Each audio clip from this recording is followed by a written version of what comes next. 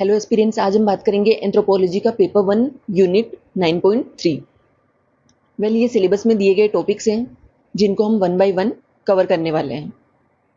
आज का हमारा क्वेश्चन है explain genetic polymorphism and selection. ये जो टॉपिक है काफ़ी बार पूछा जा चुका है पहले भी, जैसे 2006 में, 2011 में, 2015 में। तो इस पॉइंट ऑफ व्यू से क्या है कि ये टॉपिक बहुत ज़्यादा इंपॉर्टेंट है। जेनेटिक पॉलीमॉर्फिज्म क्या होता है, सबसे पहले ये देख लेते हैं। जेनेटिक मीन्स कहीं ना कहीं जीन की बात हो रही है। पोली यानी होता है मल्टीपल, मॉर्फ यानी फॉर्म या फिर वेरिएंट्स। जब एक ही पर्टिकुलर जीन पे या फिर एक ही पर्टिकुलर जीन में बहुत सारे जब वेरिएशंस हो जाते हैं तो या चेंजेस हो जाते हैं तो उसको हम कह देंगे genetic polymorphism and with in a particular population. For example, अगर हम अफ्रीकन पॉपुलेशन को स्टडी कर रहे हैं तो अफ्रीकन पॉपुलेशन में जो जेनेटिक वेरिएशंस हैं उनका प्रेजेंस ही क्या कहलाता है, जेनेटिक पॉलीमॉर्फिज्म। हमने म्यूटेशन में भी यही देखा था कि जेनेटिक वेरिएशंस होता है, और जेनेटिक पॉलीमॉर्फिज्म में भी हम यही बात कर रहे हैं, जेनेटिक वेरिएशंस की। तो इन दोनों में डिफरेंस क्या है? म्यूटेशन बेसिकली होता है जब एक पॉपुलेशन है उसमें कम लोगों में जेनेटिक वेरिएशन होता है। कम लोग मतलब लेस देन 1%। अब जैसे फॉर एग्जांपल अफ्रीकन पॉपुलेशन है और लेस देन 1% लोगों में अगर जेनेटिक वेरिएशन हुआ है तो उसको हम कह देंगे म्यूटेशन। और ग्रेटर देन 1% में अगर ये म्यूटेशन होता है या फिर जेनेटिक वेरिएशन होता है तो उसको हम कह देंगे जेनेटिक पॉलीमॉर्फिज्म। और ये जेनेटिक पॉलीमॉर्फिज्म जो है वो सिंगल बेस पेयर चेंजेस से लेके बहुत ज़्यादा बड़े चेंजेस भी हमें देखने को मिलते हैं इसमें। जेनेटिक वेरिएशंस के पीछे रीजंस क्या हैं? तो the first reason is DNA replication process. हमने देखा था सेल डिवीजन वाले लेक्चर में कि सेल डिवीजन होने से पहले डीएनए क्या करता है, रेप्लिकेट करता है। डीएनए अपनी ही फोटोकॉपी बनाता है। तो उस फोटोकॉपी के दौरान क्या होता है कि डीएनए अपनी एग्जैक्ट फोटोकॉपी नहीं बना पाता है, कुछ ना कुछ उसमें एरर आ जाता है और उसकी वजह से क्या हो जाता है, genetic variation. The second reason external factors, जैसे यूवी रेडिएशन का एक्सपोजर हो गया या फिर टॉक्सिन्स हैं, केमिकल्स हैं, पोल्यूटेंट्स हैं, ये भी क्या करते हैं, कंट्रीब्यूट करते हैं जेनेटिक वेरिएशंस में। And the third reason is crossing over during meiosis. Meiosis वाले लेक्चर में हमने देखा था क्रॉसिंग ओवर के बारे में। तो क्रॉसिंग ओवर क्या होता है कि एक ऐसी स्टेज जहाँ पे दो क्रोमोसोम एक दूसरे के साथ क्या करते हैं कि जेनेटिक मटेरियल का एक्सचेंज करते हैं। फॉर एग्जांपल, दो पड़ोसी हैं तो वो क्या करेंगे कि एक जो है वो चीनी लेने आएगा तो दूसरा उसको बोल देगा कि ठीक है, आप मुझे चीनी दे दो और मैं आपको जो है आज हमारे घर में अच्छी सब्जी बनी है तो वो दे देती हूँ। तो उस तरीके से क्या हो जाता है, दो क्रोमोसोम के बीच जेनेटिक मटेरियल का एक्सचेंज। तो इन तीन रीजन से आपको पता चल रहा है कि जेनेटिक वेरिएशंस के लिए जो जेनेटिक फैक्टर्स भी रिस्पॉन्सिबल है as well as environmental factors भी रिस्पॉन्सिबल है। जेनेटिक पॉलीमॉर्फिज्म जो है वो कब अकर होता है या कब ओरिजिनेट होता है? जब म्यूटेशन हो जाता है, जब चेंजेस हो जाता है जर्म सेल्स में। तो बॉडी सेल का जेनेटिक पॉलीमॉर्फिज्म से कोई लेना देना नहीं है। फॉर एग्जांपल, किसी के पापा में क्या हुआ कि उनके हेयर की जो सेल है, हेयर का जो डीएनए है उसमें चेंजेस आ गए। तो ये जो बॉडी सेल में जेनेटिक म्यूटेशन हुआ है ये आगे ट्रांसफ़र नहीं होता है। दैट मीन्स ये आगे इनहेरिट नहीं होता है। ओनली जो जर्म सेल्स में जो डीएनए प्रेजेंट है, जर्म सेल्स मतलब क्या, sperm and ovum. Sperm and ovum के जो फ्यूजन से क्या बनता है, जाइगोट, एंड जाइगोट से फिर बेबी बनता है। तो जर्म सेल्स में अगर कोई चेंजेस आ जाते हैं, जेनेटिक चेंजेस, तो वही आगे बच्चों में इनहेरिट होता है, पेरेंट्स से बच्चों में ट्रांसमिट होते हैं। तो जेनेटिक पॉलीमॉर्फिज्म ओरिजिनेट होता है from mutations in germ cells. अब हम देख लेते हैं जेनेटिक पॉलीमॉर्फिज्म के types. The first one is single nucleotide polymorphism, and the second is VNTR, variable number of tandem repeats, and the third one is indel यानी insertion and deletion polymorphism। Okay, इनको हम one by one study कर लेते हैं और ये बहुत ही easy है। So first one is single nucleotide polymorphism। जब एक सिंगल बेस पेयर में चेंजेस होता है तो उसको हम कह देंगे SNP। एग्जाम्पल देख लो कि जो फर्स्ट एग्जाम्पल है उसमें क्या है, GCCACAT। तो ए की जगह क्या आ गया है हमारा, एडिनिन की जगह क्या आ गया है, ग्वानिन आ गया है। तो जब एक सिंगल बेस पेयर में जब चेंजेस होता है तो उसको हम कह देंगे सिंगल न्यूक्लियोटाइड पॉलीमॉर्फिज्म। वेल, जिनको नहीं पता है ये उनके लिए है कि डीएनए जो है उसमें क्या होता है, डीएनए किससे मिलके बना होता है, न्यूक्लियोटाइड से।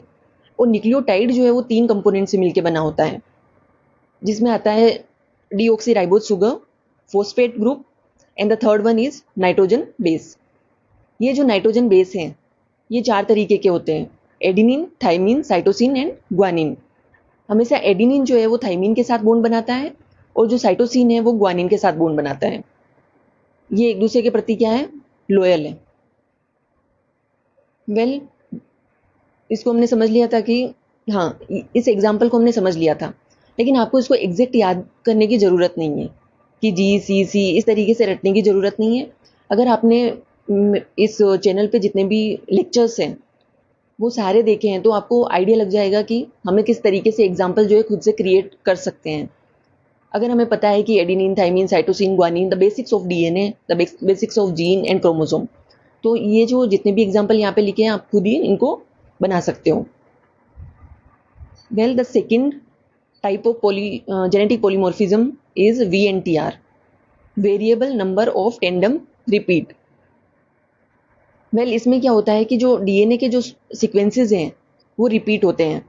फॉर एग्जांपल, पर्सन ए में जो GATA ये जो डीएनए सीक्वेंस है छोटा सा, वो 3 बार रिपीट होता है और पर्सन बी में यही सीक्वेंस 4 बार रिपीट होता है। और इस तरीके से ये क्या लेके आता है, जेनेटिक वेरिएशंस लेके आता है। और इन सब के बारे में हमने स्टडी किया था डीएनए वाले में, सैटेलाइट डीएनए के बारे में जब हम बात कर रहे थे डीएनए फिंगरप्रिंटिंग वाले लेक्चर में। वेल, डीएनए जो है 2 टाइप का होता है, bulk DNA and satellite DNA. Bulk DNA क्या होता है, 99% डीएनए जो कि हम सब में सेम होता है। और सैटेलाइट डीएनए होता है जहाँ पे सैटेलाइट डीएनए वो होता है जो कि 1% डीएनए होता है, लेकिन वो हम सारे इंडिविजुअल्स में अलग अलग होता है और वही हम सबको यूनिक और डिफ्रेंशिएट करता है। इसीलिए सैटेलाइट डीएनए का यूज़ करते हैं हम डीएनए फिंगरप्रिंटिंग में, क्योंकि ये सारे इंडिविजुअल्स में क्या होता है, डिफरेंट। जैसा कि हमने अभी यहाँ पे बात करी थी कि GATA ये जो रिपीटेशन है, किसी में 3 रिपीटेशन हो गए और किसी में 4 होंगे, किसी में 50 होंगे, किसी में 100 होंगे। तो इस तरीके से ये जो सैटेलाइट डीएनए है ये हम सभी को क्या करता है, यूनिक बनाता है। Well, the third type is insertion deletion polymorphism, जिसकी शॉर्ट फॉर्म है इंडेल पॉलीमॉर्फिज्म। वेल, इसमें क्या होता है, सिंपली एडिशन और removal of the nitrogen bases. जैसे कि एग्जाम्पल में भी आपको दिख रहा है कि ऊपर वाले में क्या है, AGTTGCA, बट नीचे वाले में 2 T जो है वो मिसिंग है। तो इस तरीके से जब किसी भी नाइट्रोजन बेस पेयर का या तो एडिशन हो जाता है या फिर रिमूवल हो जाता है तो उसकी वजह से भी क्या होता है, जेनेटिक वेरिएशंस हमें देखने को मिलता है। वेल, जेनेटिक पॉलीमॉर्फिज्म या जेनेटिक वेरिएशन जो हम बात कर रहे हैं उसका सिग्निफिकेंस क्या है, उसको हमें क्यों स्टडी करना चाहिए। So the first one is human diversity को अंडरस्टैंड करने के लिए कि हम सब जो है वो अलग अलग क्यों हैं और एक ही स्पीसीज़ की बहुत ज़्यादा डाइवर्सिटी हमें क्यों देखने को मिलती है। फॉर एग्जांपल, अगर एक ही कीड़ा है तो उसको आपको रेड कलर में भी देखने को मिलेगा, वो आपको वाइट कलर में भी देखने को मिलेगा और वो आपको अलग अलग और वेरिएंट्स में देखने को मिलेगा। तो ऐसा क्यों है कि एक ही स्पीसीज़ में हमें इतनी सारी डाइवर्सिटी देखने को मिलती है। The second is tracing ancestry. हम देखेंगे आज के जो ह्यूमन है उनकी जेनेटिक मैपिंग करेंगे कि उनमें जो डीएनए का सीक्वेंस इस तरीके का है और जो फॉसिल्स हमें मिलते हैं उनका डीएनए हम लेंगे और उस डीएनए में हम देखेंगे कि नाइट्रोजन बेस पेयर जो है उनका सीक्वेंस कुछ इस तरीके का है। दोनों का हम कंपैरिजन करेंगे तो हमें पता चलेगा कि किस तरीके से ये जो इवोल्यूशन हुआ है। And the third one is adaptation, कि जो हमारे एंसेस्टर्स हैं उनके डीएनए में हमें इस तरीके के सीक्वेंस मिले हैं और हमारे अंदर जो सीक्वेंस है नाइट्रोजन बेस पेयर का वो इस तरीके का है। तो जब हम इनको स्टडी करेंगे एंड कंपेयर करेंगे तो हमें पता चलेगा कि कहाँ पे चेंजेस होने की वजह से, फॉर एग्जांपल एडिनिन की जगह ग्वानिन आ गया तो उसकी वजह से हमारे अंदर क्या क्या नई ट्रेड्स या कैरेक्टरिस्टिक्स डेवलप हुए हैं, जिसकी वजह से हम जो है वो जितने भी इन्वायरमेंटल स्ट्रेस हैं उनको झेल पा रहे हैं। तो अडेप्टेशन, इवोल्यूशन, नेचुरल सेलेक्शन को हम आगे एग्जाम्पल के थ्रू स्टडी करेंगे। वेल, सिक्स्थ हो गया कि बाकी जो है इसमें है कि जेनेटिक वेरिएशंस का हम यूज़ करते हैं कि डिजीज़ की मैपिंग के लिए, अब डिजीज़ को डायग्नोज कर लिया तो उसके पर्सनलाइज्ड मेडिसिन के लिए, forensic science that means criminal investigation के लिए।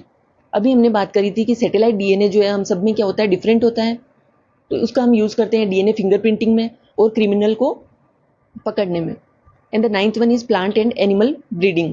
फॉर एग्जाम्पल कोई ऐसा प्लांट है जिसमें कोई ऐसा प्लांट है जहाँ पे हमें एक पर्टिकुलर ट्रेट या कैरेक्टरिस्टिक लाना है, तो उसके लिए भी हम जेनेटिक वेरिएशंस को स्टडी करते हैं, जेनेटिक पॉलीमॉर्फिज्म को स्टडी करते हैं। इसको आप एग्जांपल से समझ सकते हो कि आजकल हम बात कर रहे हैं क्लाइमेट रेजिलिएंट क्रॉप को डेवलप करने की।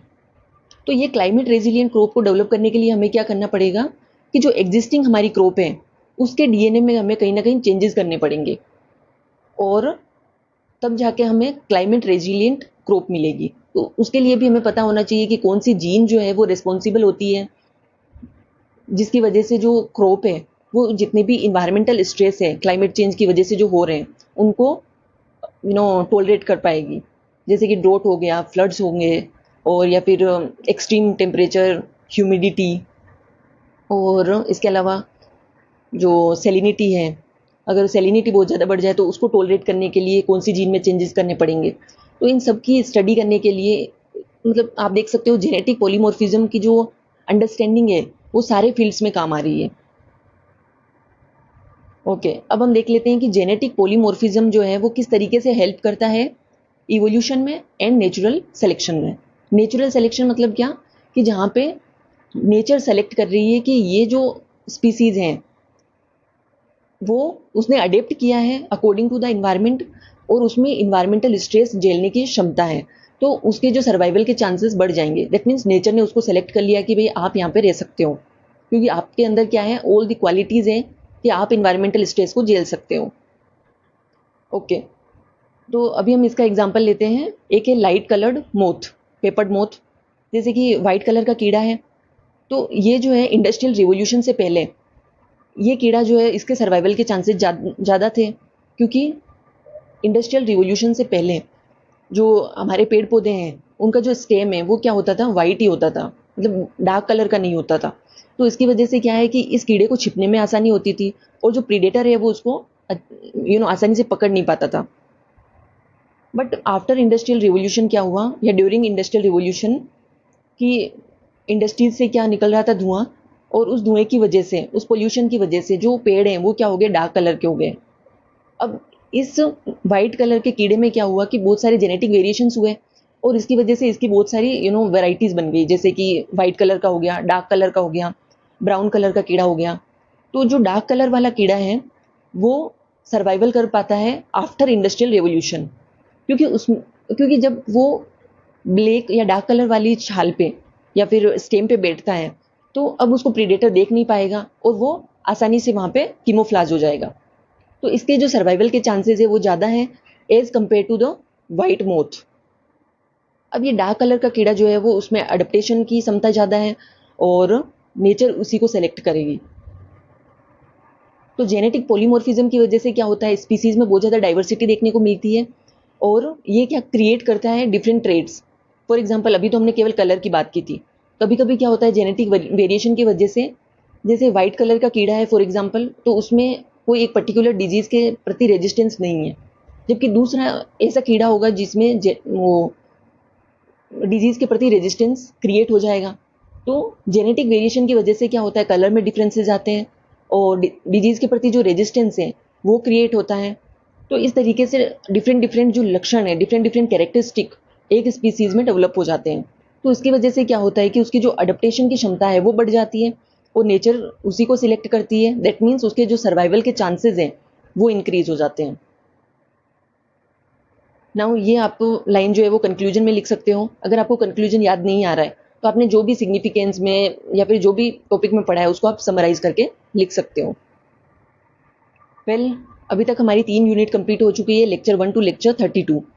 Unit 1.7 biological basis of life, unit 9.1 जिसमें हमने बात करी थी मेंडेलियन जेनेटिक्स के बारे में, एंड यूनिट 9.2 जो कि हमने पेपर 1 एंथ्रोपोलॉजी कवर कर लिया है।